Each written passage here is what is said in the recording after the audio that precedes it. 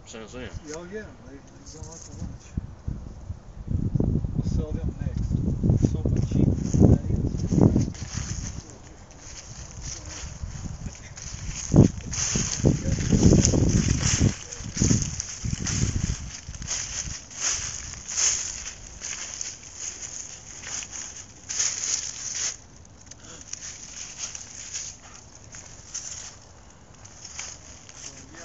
Trying to get a lot more protection until I found the other day a little bit of rust in it. That means you got to do that much more work to it. So yeah, don't take it all away.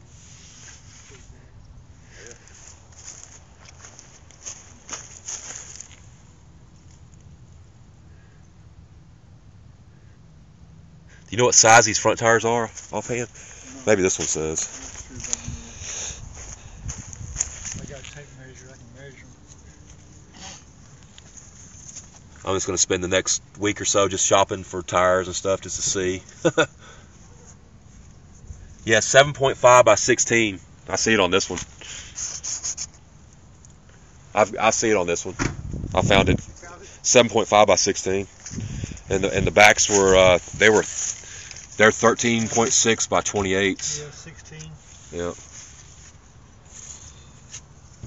So that's good. It should be 28. Or that's what it says right here, 28 on the tire. Inside, yeah.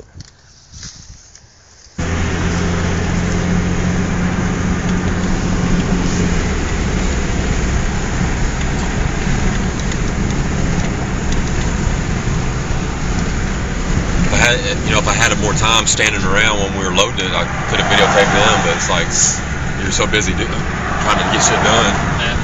There's no time to.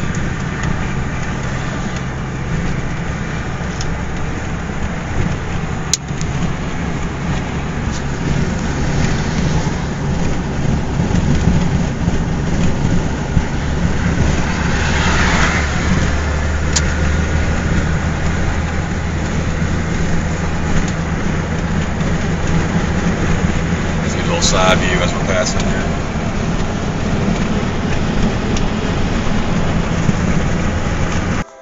Alright, so this is a little treat for anybody that's interested in old machinery. And I mean old.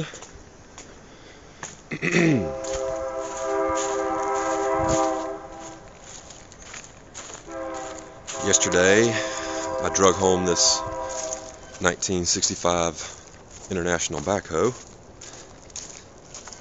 and it was a chore, but we got it home.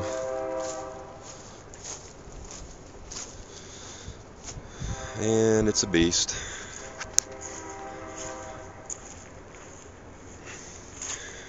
Alright, so it sat for approximately 4 years. So everything is kind of, rusted a little, and or a lot. And old gas in it and things of that nature, busted hydraulic lines. It needs new tires, but they're still holding air and they roll, but they need new tires because they wouldn't last very long. As you can see, the cracks, the craters in these things. Yep. So after a day of working on this thing and trying to get it ready to load on a suck-up, tow truck style truck, finally got it up on it. As I have that little short clip of it going down the highway.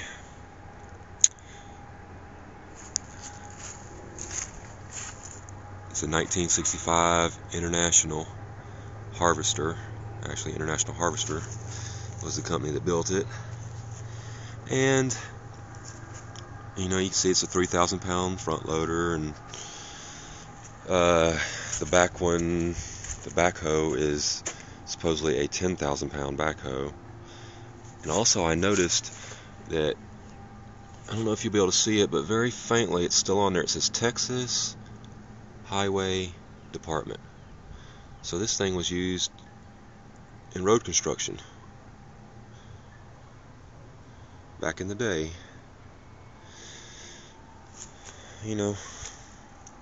It'll take a little bit of work. Oh yeah, it has no seats either.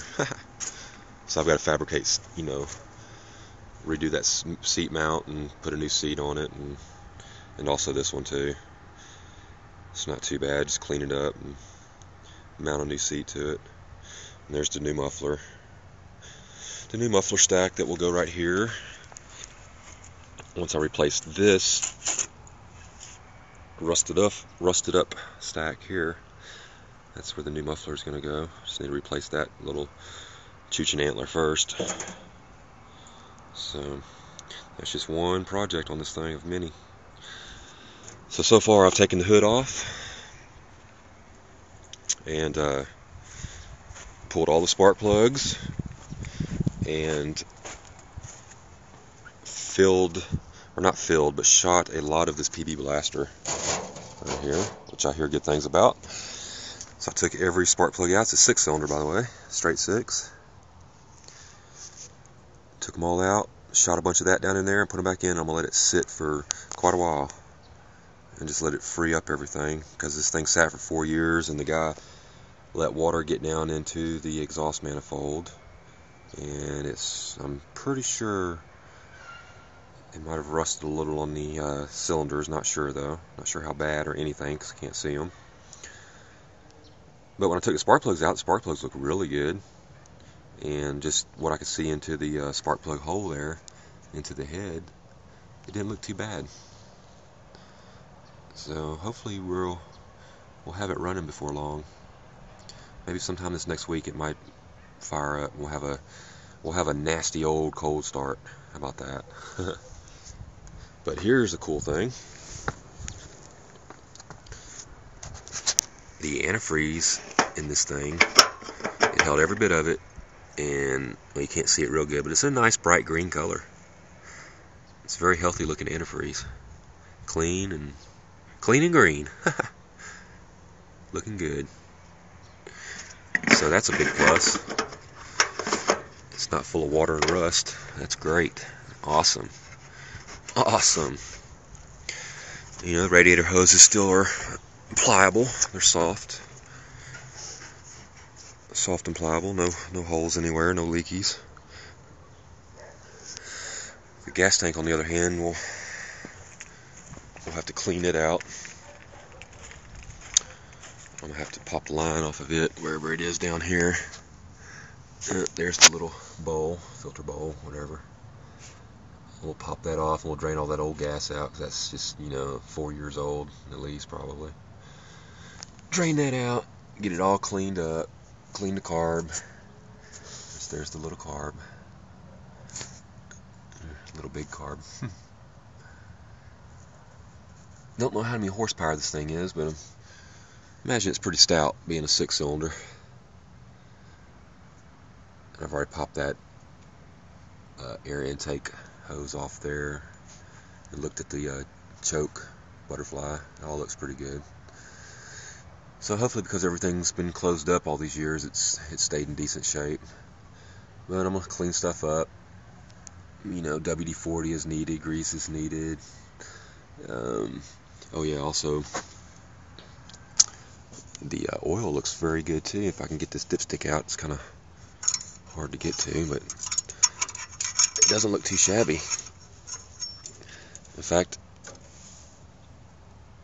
if you can see that, it looks like brand new oil in there.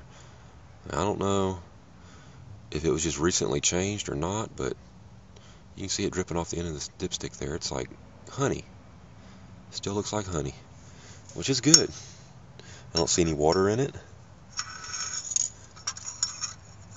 So hopefully it's just been like that. We will find out. That's kind of weird. I guess I don't know. Maybe it just sits there. Acts like it wants to lock in place. So this is just the beginning video of many, and I will, you know, there's a leaky hose right there. As you can see, he had some kind of, I don't know what kind of redneck contraption over it, but maybe to keep it from spraying them in the face, maybe. But there's the gas cap, and you know, stinky old gas in there, so all that'll go, and we'll make sure it's clean inside before new gas is put in. And maybe if this thing runs good and operates like I want it to, I'll sandblast some of it and, you know, sheet some of it with paint, you know, just to make it look cleaner. I probably won't go all out on it and make it look new again, of course, but it's just not worth that. But I will sandblast probably a bunch of it and get some fresh paint, just so it doesn't look like it's in, you know, field clothes.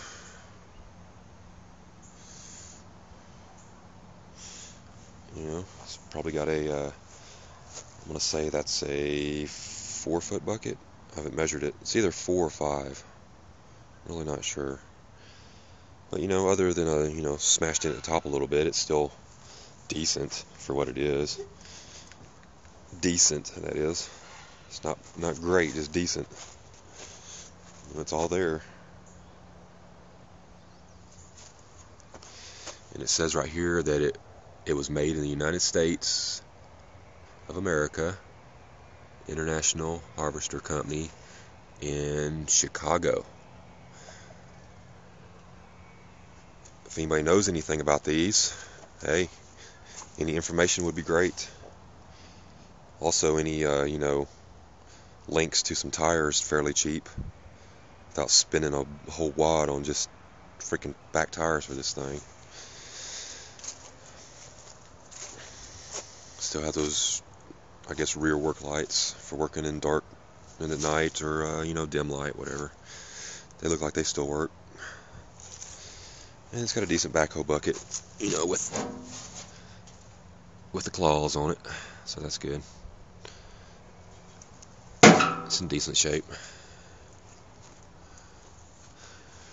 There's probably at least 10 hydraulic lines I want to replace, though. Some of them are just the casing's missing, you know, deteriorated, but the inner liner's still there, inner hose. But I'll replace as needed. They're not really too big of a deal. You know, just getting the appropriate length and fittings on the end. So until the next time, that'll be the end of this episode, and I'll show you as it progresses. We'll talk to you later.